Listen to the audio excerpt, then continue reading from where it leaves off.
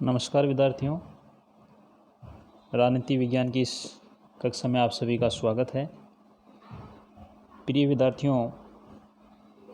पिछले व्याख्यानों में हमने उदारवादी राष्ट्रवाद के बारे में चर्चा की थी। आज इस व्याख्यान में हम उग्रवादी राष्ट्रवाद के बारे में चर्चा करेंगे और ये जानेंगे कि जो उग्र राष्ट्रवाद है उसके विकास के क्या कारण थे, उसका विकास कैसे हुआ और उसके उदय के कारणों पर हम चर्चा करेंगे। जैसा कि हम पिछले व्याख्यानों में ये चर्चा की थी कि भारतीय राष्ट्रीय कांग्रेस की स्थापना के बाद उसका प्रारंभिक जो कालखंड है यानी 1885 से 1905 तक का जो कालखंड है, इस कालखंड में कांग्रेस का नेतृत्व उदार राष्ट्रवादियों के हाथों में था और उदार राष्ट्रवादियों का लक्ष्य भारतीय प्रशासनिक व्यवस्था में क्रमिक सुधार करना था और वे इस लक्ष्य की प्राप्ति हेतु संवैधानिक साधनों के प्रयोग में विश्वास रखते थे। तो जो प्रारंभिक 20 वर्षों का दौर है उसमें भारतीय राष्ट्रीय कांग्रेस का नेतृत्व उदार राष्ट्रवादियों ने किया, लेकिन इन प्रारंभिक 20 वर्षों के दौरान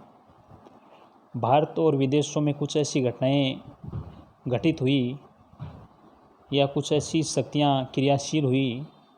जिन्होंने भारतीय राष्ट्र के जो युवा वर्ग हैं उस युवा वर्ग को पूर्ण स्वतंत्रता की मांग करने के लिए प्रेरित किया। तो हम कह सकते हैं कि 1905 से भारतीय राष्ट्रीयता के इतिहास में एक युगांतकारी परिवर्तन आया और जो घटनाएं घटी हैं उन घटनाओं ने भारतीय जीवन में नवीन भावनाओं का एक प्रादुर्भाव हुआ और भारतीय राष्ट्रीयता अपनी हम कह सकते हैं कि बाल्यावस्था को छोड़कर तरुणाई लेने लगी। हालांकि कांग्रेस पर उदारवादियों का प्रभाव बना रहा, लेकिन लाल बाल पाल के नेतृत्व में उग्र दल भी कांग्रेस के अंदर पनपने लगा।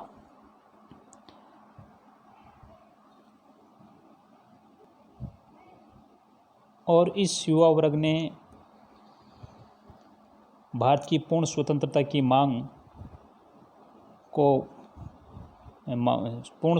मांग